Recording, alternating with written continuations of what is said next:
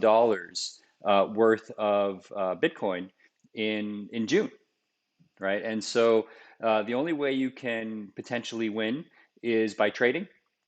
And for every single dollar you trade, you're actually going to get an entry to win. So the more dollars you trade, the more you have a chance to win. And this is also our way of thanking you for all of your support over the past few months. We've seen tremendous growth. I mean, every time I think it's going to slow down, it just keeps going. And it's all of you that we're so grateful. And so this is also a way for us to give back to all of you and have a little fun while we're doing it along this theme of Miami and everything opening up a little bit. And just wanted to have some fun with it and say thank you. So let me talk a little bit about where I think we are in the big picture today. Okay, I did a webcast with Michael Saylor and Peter Diamandis, and thank you guys for having me. Michael was his usual awesome, interesting self, and I tried to fill in some blanks about how to do things and how we look at the world with Abra. And the constant refrain and the constant question, of course, is are we in a bear market now? Are we still in a bull market with a pullback? And how do I look at this? Okay, so my favorite investment book that I always ask people to read first before they actually start digging into the details of what is stock, what are stocks, what is venture capital, what are bonds, what is crypto, is this book called The Art of Contrary Thinking. The Art of Contrary Thinking basically tells us a couple of things. It tells us that at the extremes, the crowds are wrong or they're too late. Okay. So in other words, if you're trying to get everyone on the bus, right? Once everyone's on the bus, by definition, you can't get any more people on the bus. So if you want to invest in something and you think the price is going to go up and everyone has bought it, well, there's a really good chance the price is not going to go up, right? Because everyone's already bought it. So or vice versa. If you think the price is going to go down and everyone is sold and that's it, there's a really good chance the price is bottomed out. And then of course the question becomes what happens when you're in the middle of a trend, meaning people are still getting on the bus or people are still getting off the bus. And so it really gives you a good introduction to the psychology of what drives crowds, right? And the incentives of crowds and crowd-based thinking, and what happens when kind of crowds capitulate to the upside or the downside. Okay, so I highly recommend this book. But what this, and I'll bring up the last week of Bitcoin while I'm talking about this. What this kind of state of affairs tells me is a few things. Okay, clearly we're still in the middle of a bull trend from last year. If I zoom out to the weekly chart, which I've showed you many times, we're in a bull trend. We had a massive run up from September to basically February. We had a consolidation and a pullback, but we're still in the middle of that uptrend. Okay, there's no debating that. Okay, so now the question is what happens? All right. So what the art of contrarian thinking tells me is a couple of things. Okay, when you're in a bull trend, what you want is what's happening. Let me take a step back. What's happening in a bull trend is people are getting on the bus, right? They're slowly getting on the bus, right?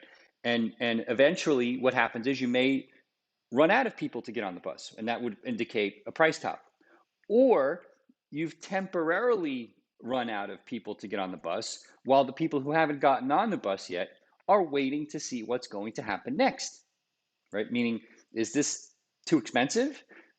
Is it going to crash? What's going to happen? Okay. So what you really want when you're in a bull trend is a lot of fear. Why do you want fear when you're in a bull trend? Okay. Well, it goes back to this idea of contrarian thinking.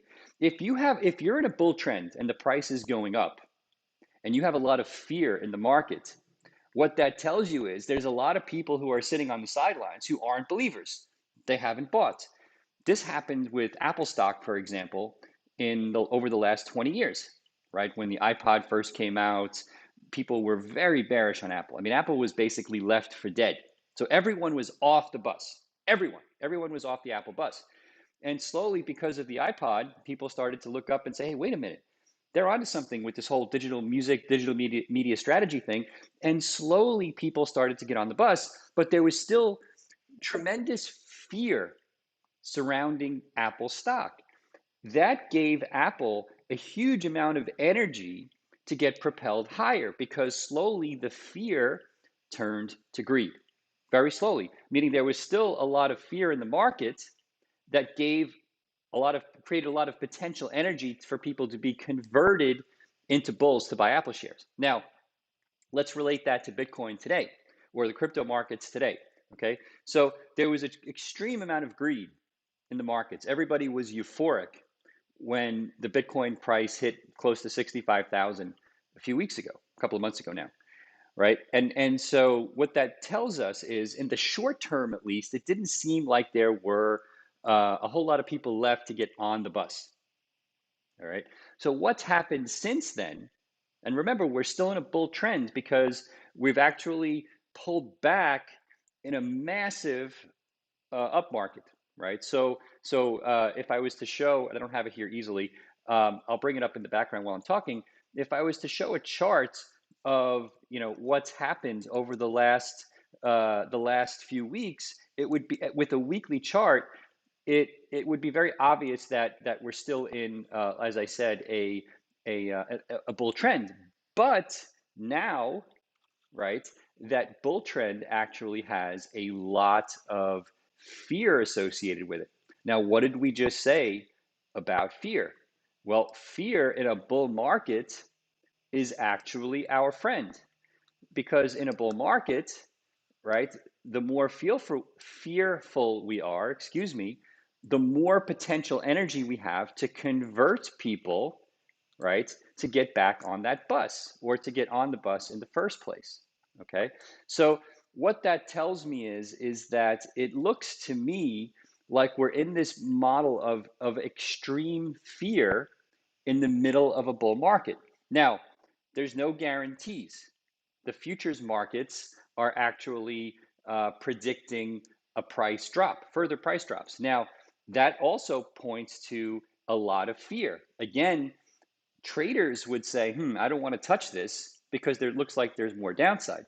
But from a long-term holder perspective, when you see this much fear in a bull market, I actually get very excited. I get way more excited when there's fear in a bull market than I do when there's euphoria at the top. I get actually a little nervous, okay, when there's euphoria at the top. And I've seen this so many times in my life and my career that it just feels like this is not anywhere near the top because there's too many people sitting on the sideline saying, you Bitcoin people got it all wrong and it's going to crash and go to zero. That's exactly what I want to hear in the middle of a bull market, right? Be greedy when others are fearful, when everyone is fearful, I'll say, and be fearful when everyone is greedy. Okay, so when you think of it in those terms, we're in a very interesting position right now.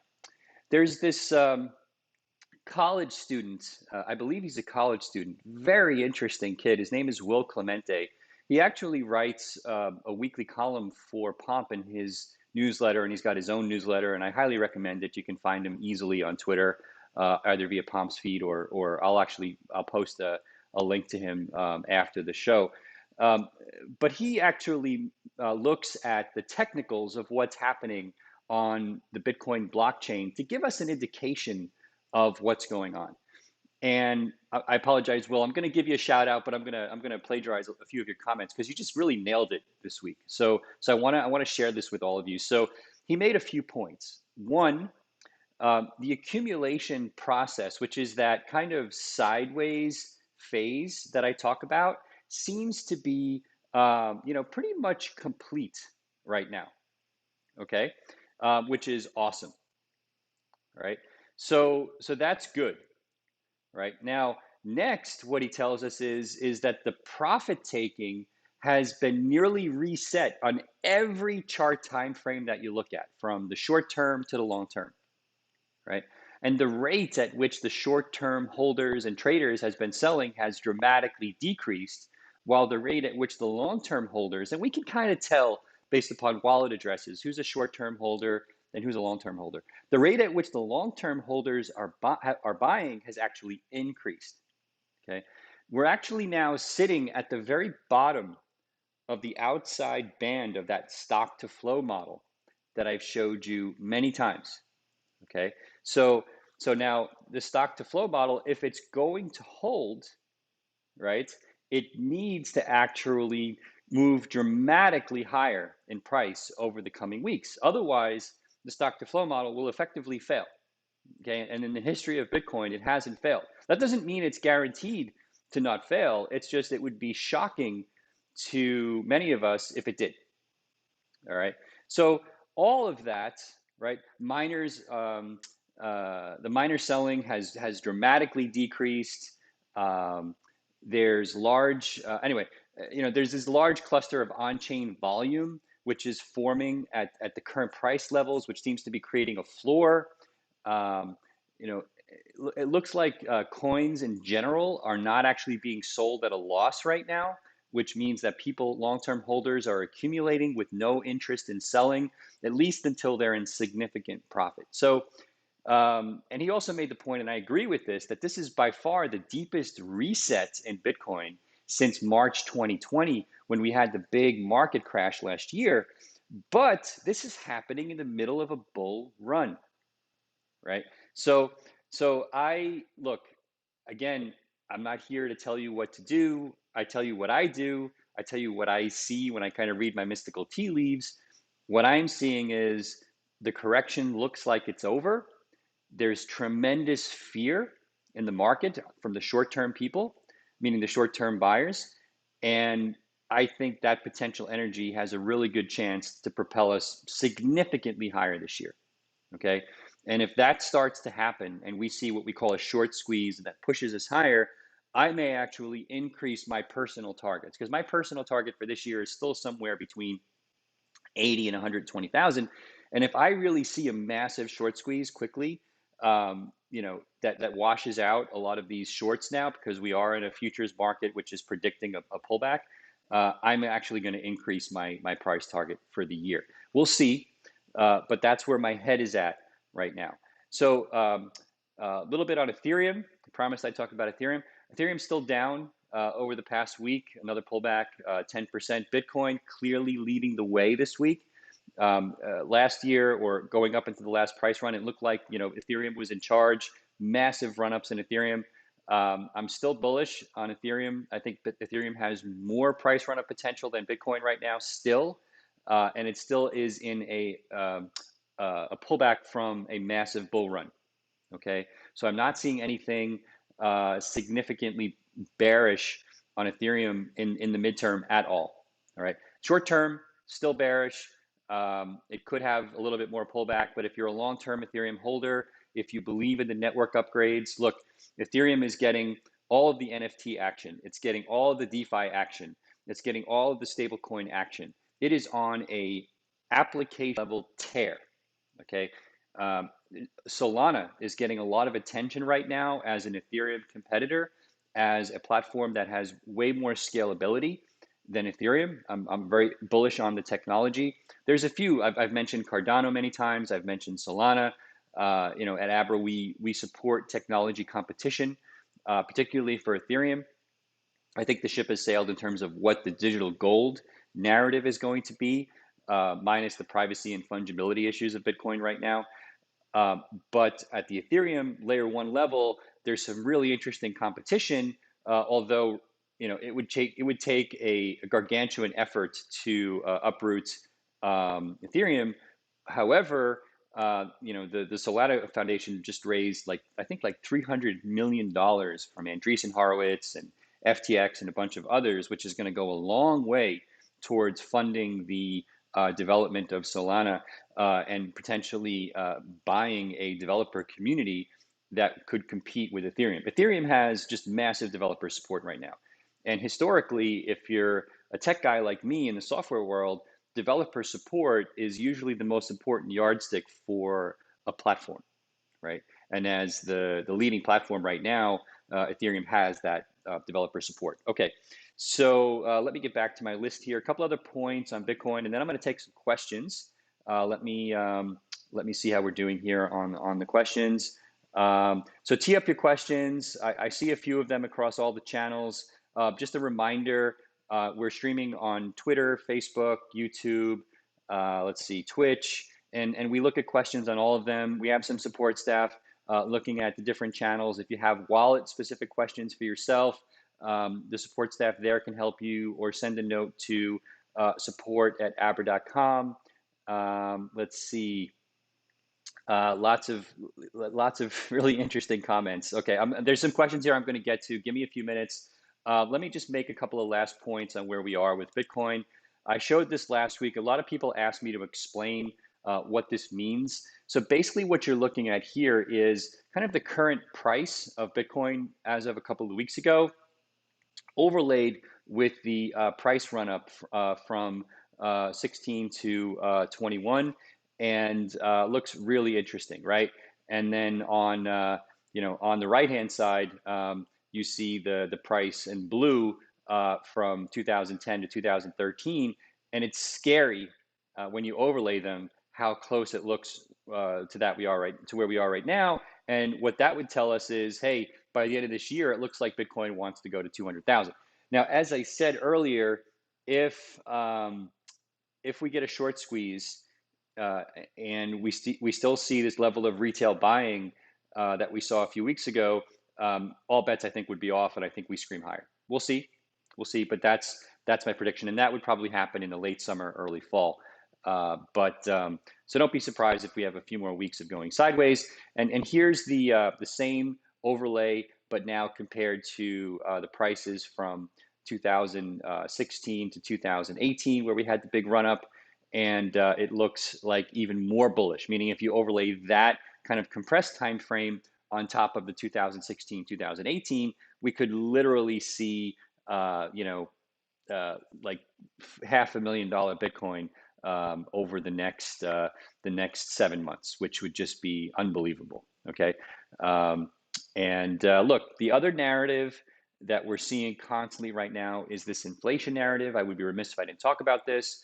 And you can see here that inflation is brewing its head.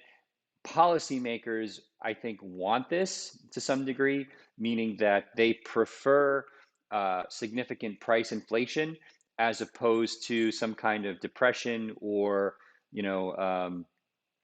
just kind of like significant price decreases or stagflation like we had in Japan. Personally, I think this is misguided. I think the massive money printing we did last year is actually going to do long-term way more harm. Actually, not even in the long term. I think in the next year, it's going to be clear to everyone that the one-time $1,500 checks or $1,000 checks, whatever they were, are going to do way more harm to the people that got them than good. Okay. I understand at the time many were in dire straits, but there were other ways to address that. The way they did it is now going to lead to massive price inflation because you can't take the money back. Okay, so it's out there, it's in circulation. We increased the money supply by well over 20%. It looks like price inflation now, real price inflation is actually, in my opinion, probably closer to 10%. And the government is incentivized, as I've said many times, to underreport price inflation. So anyway, so I'm worried about that, right? I don't think Bitcoin needs massive price inflation to succeed, right? It simply needs its guaranteed scarcity, right? And the ease of adoption that it currently has. The 175 million people who've adopted Bitcoin so far and other cryptocurrencies didn't do it just because the US government continues to print money. It doesn't help or incentivizes people more, but Bitcoin would be, and Ethereum and others would be successful regardless, in my opinion. Okay, so let me take some questions. Let's see, I've got here, let's see, a bunch of questions. Where do I start? Yes, is Solana on Abra? Not yet, and it's something that we're looking at, and hopefully soon. We're constantly looking at new cryptocurrencies. And so in general, we don't comment on future coin listings. But I will say, since I brought up Solana, it's something that that we're looking at. Let's see what else. For a loan, when we give interest earning BTC as collateral, do we still earn interest on the collateral? No, you do not. So you basically it's one or the other. So if you use Abra borrow and you put collateral in there, you still own the collateral. So if the collateral is Bitcoin and the price goes up, you still get the benefit of that price increase, but you're not earning interest on that collateral at the same time. Will people in California ever be able to borrow? And if so, is there an estimated time frame? Thank you, Lux Singer, for that one. I live in California. I want that. The answer is yes. So California, we are in the middle of our application for our lending license. Not in the middle, hopefully later stage process. So I don't have an exact date because it's not under my control. But the moment we get approval, we will flip the switch and make it available to you in California. I hope it's within the next few weeks, but I have no promises there. And let's see, I think it's Paker, I think if I'm pronouncing it correctly. Paker asks, can Ethereum really flip Bitcoin? And I assume by that you mean, can Ethereum become more valuable in terms of its market cap than Bitcoin? I don't really think of it that way. I think they're solving two different problems. I don't really know what the market size is for both in 10 years, but it's massive, for different reasons. Let me explain what I mean. The digital gold narrative is going to evolve to be more than digital gold over the next 5 years, meaning, it's gonna consume everything in terms of store value, right? Real estate, gold, stocks. People are going to realize that is the best store of value that we've ever had.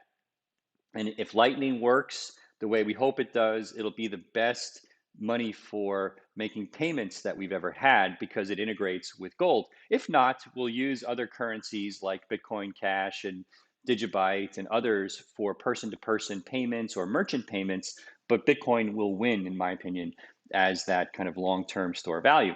And the market for that is massive. At the same time, on the world computer front, right, where Ethereum is leading, the market for that is massive. Think about what's happening with NFTs, companies creating new tokens, stable coins, stock tokens, stock issuances as a token, et cetera, right?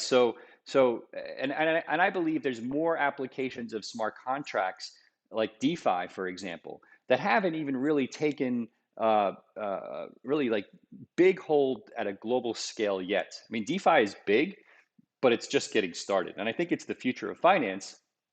What's unclear is, will Ethereum scale enough to support all of these applications, or will we need new technology? It's kind of like, when Facebook killed MySpace, I had to think, I couldn't even remember MySpace, right? There were reasons why, even though that MySpace had the early lead, it was their lead to lose, and they still lost it. Okay, so there's no guarantee here, right? What's going to happen? And so, sorry for the long answer, but I think right now they're both in the lead. They're leading for different reasons, and I wouldn't look at it in terms of one flipping the other. It will just basically, keep running based upon how valuable they are for the use cases that I described. Julie asks, when will we be able to buy XRP again? So Julie, this is a US specific question because you can buy XRP outside the US. Basically, it looks like what's happening is our custody partners are waiting to see the outcome of this SEC case. I have a feeling they're going to settle because neither of them have a great case and they're going to get tired of the fight. We'll see. But I have a feeling they're going to settle, and my gut tells me at that time we'll be able to add XRP back. No guarantees, but that's my guess right now.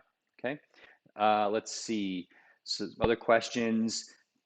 Are there any geographies where the $100,000 Bitcoin giveaway doesn't apply? Good question.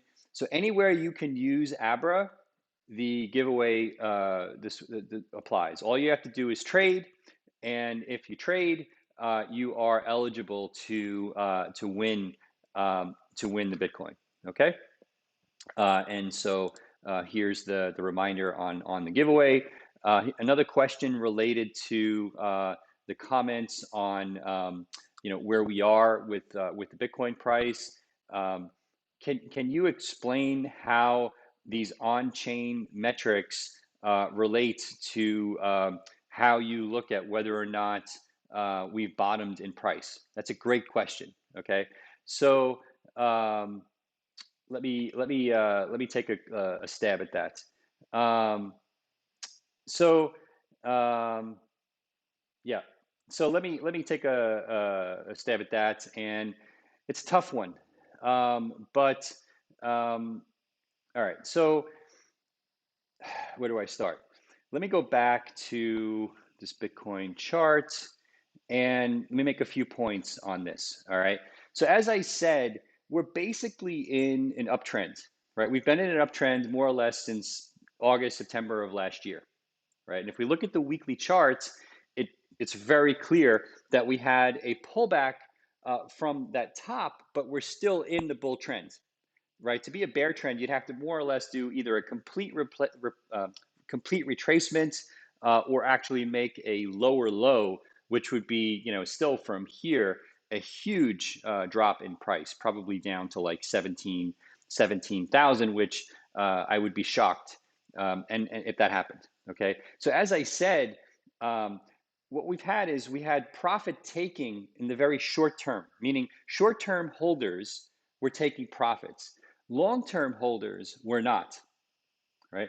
So what you want to see here is you want to see the short-term holders kind of stop selling, and that has happened, right? And you want to see the long-term holders continue to buy, or the rate at which they're buying even increase, and that has also happened. And you want to see the futures markets. Now, Bitcoin is interesting because it doesn't close like stocks don't close. People always ask me, why is Bitcoin so volatile? Well, it's actually pretty straightforward why Bitcoin is volatile. Without its volatility, first of all, we wouldn't be here because most of you wouldn't be making money.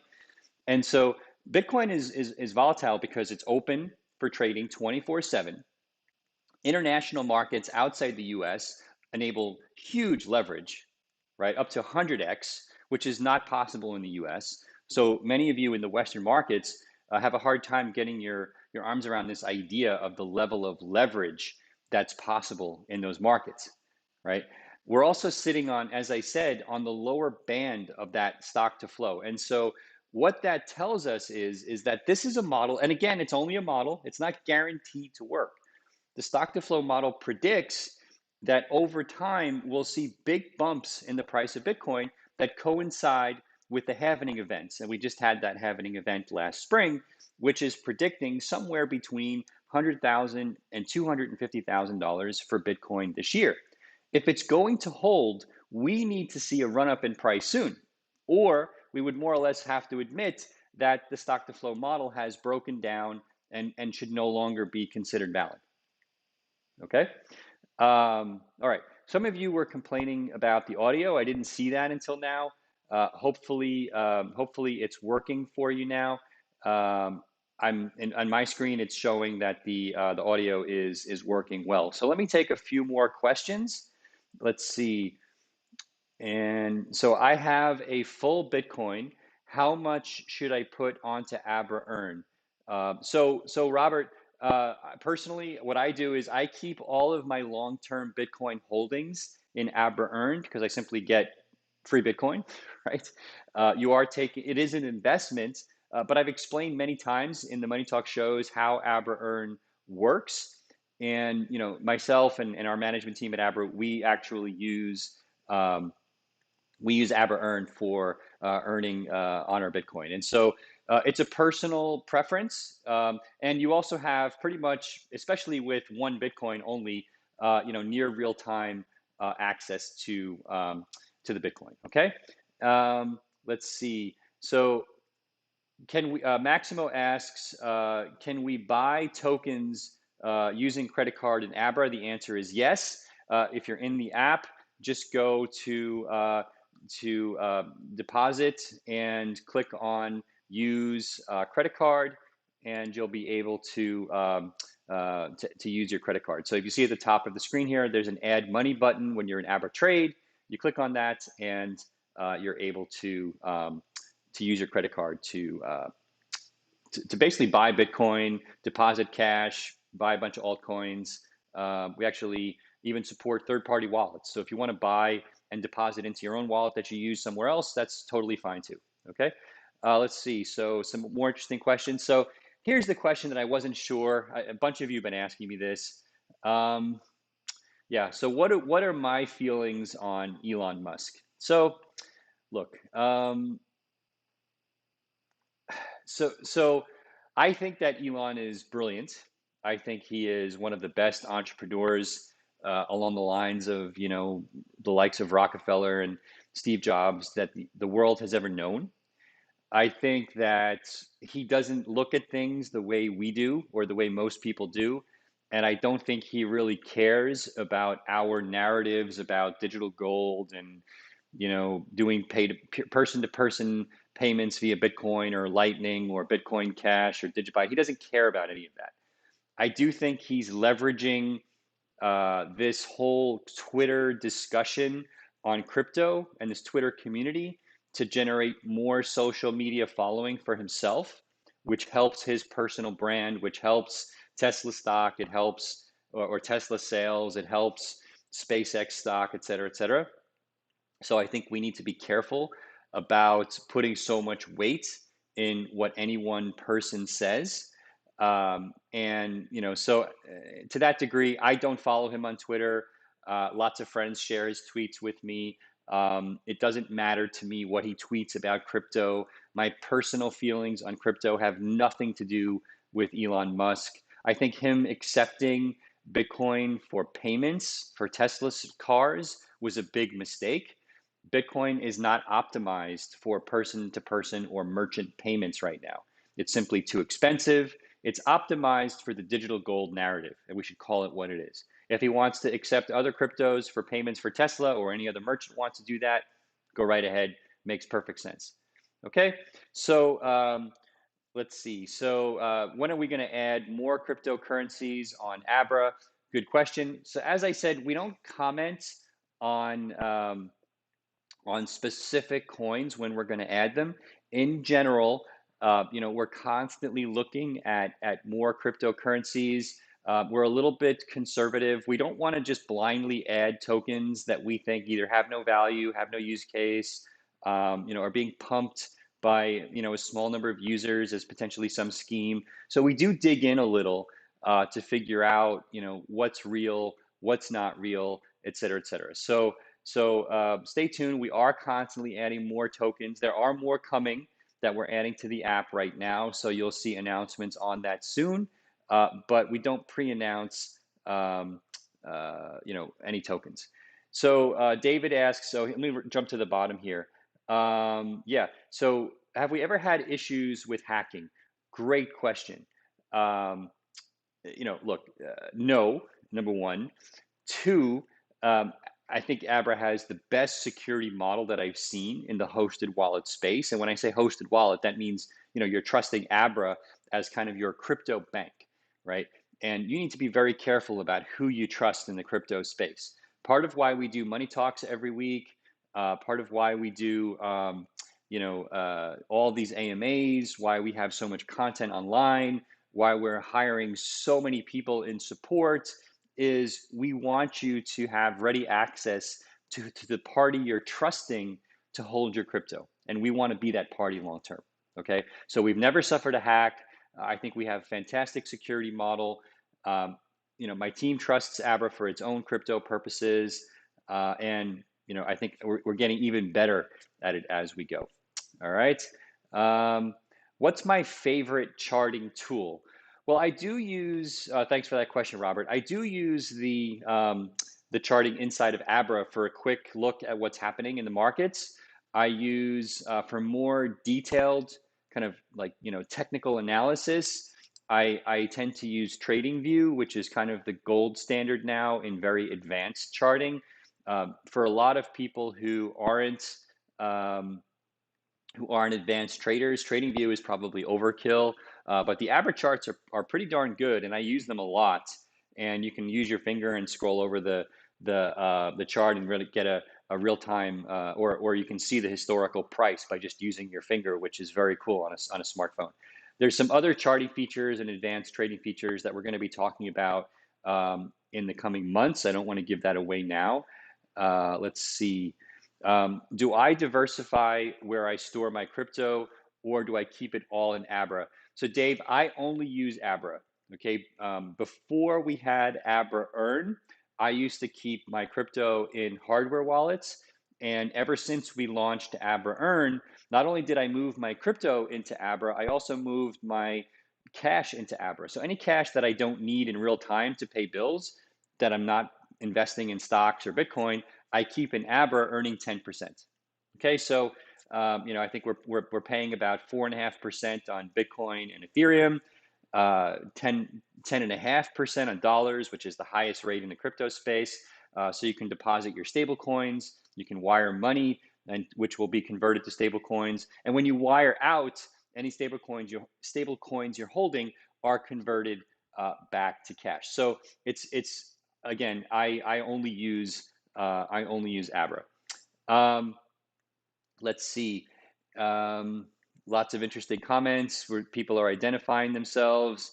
Um, did Elon, one more question on Elon. Did Elon help Bitcoin whales bring down the price?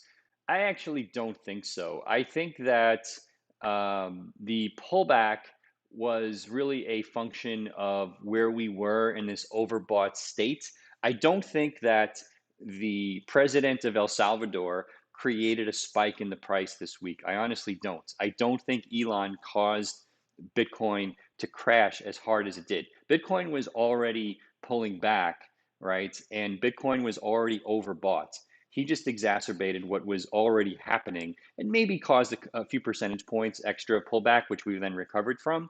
And maybe, the president of El Salvador caused a little bit of a bump in a recovery phase from that recent pullback.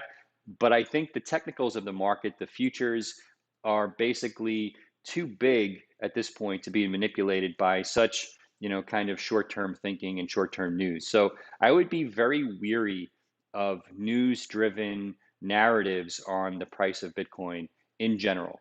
Now, for other cryptocurrencies like Doge, Bitcoin Cash, or XRP, there's going to be significant news-driven, social media-driven price movement. So be very careful. I think Elon tweeting could significantly move the price of Doge. I don't think he's going to significantly move the price of Bitcoin going forward. That's just my gut feeling and my belief.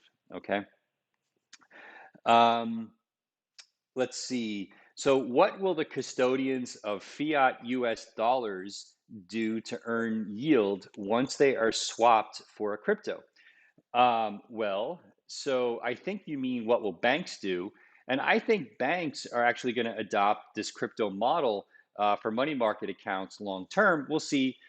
The banks are not touching crypto right now. So the only way to earn the yield I'm describing is Abra and a couple of our competitors, and move your cash out of the banking system into Abra, convert it to stable coins, and then you earn your yield, and you can move out anytime you want. Okay, it's that simple. All right, so let's see, what else do we have here? Again, Bill, please add more alts on Abra. Again, it's something that we're doing. We're constantly adding more. In the Abra app, when you search for a coin to add to your portfolio, if you don't find it, there's a button to leave feedback for Abra to tell us which altcoin you're interested in. Okay, we use that feedback to decide which coins we want to look into, what research we do, and it's like I said, it's very important. All right. So can you switch funds from one earn account into a different earn account? Timothy asks. Timothy, so yeah, if you're holding crypto in, let's say you're holding Bitcoin in Abra Earn, and you want to convert it to be Ethereum in Abra Earn, It's really easy. You just move it back into Abra Trade, you convert the Bitcoin into Ethereum, and then you move the Ethereum back into Abra Earn, and then you're earning interest now on that Ethereum. So I think that was your question. Hopefully, if not, please clarify in the chat, and I'm happy to follow up. Let's see. Um, if you have KYC issues, you only get 3 tries in the app, and then you have to contact support. This is to prevent fraud and also to keep the cost down. So send an email to support@abra.com if you've been unable to get your ID verification to work in the app. Let them know what you're doing, and you'll be able to get going that way. Let's see. Are we also looking to add other coins to Abra Earn? The answer is yes. That's also something we're looking at. Nothing to announce there, but that's definitely something that I want to do. So look out for that in the future. LT says, does Abra allow deposit of a paycheck? LT, great question. I would be, well, I don't want to pre-announce anything, but this is something that I definitely want. I've mentioned to all of you, one of my goals for Abra is eventually to be able to cut my cord or cut the cord from traditional banks. And yeah, so like I said, nothing to pre-announce, but it's something that I definitely want to have happen, and not just in the US, but globally. That's a big, tall undertaking, and so we'll see what happens. All right. So somebody asks, what are my feelings on Trump's comments on Bitcoin, and how can we teach him? I don't think anybody teaches Trump anything. This is not a political show. I'm definitely a little bit more libertarian leaning, but I like libertarians who actually make logical arguments. And calling Bitcoin a scam is not a logical argument, and I tend not to engage. I tend not to engage in those discussions. Okay. So yes. So let me take 2 more questions. So as always, great questions. Let's see. Is purchasing the same as trading?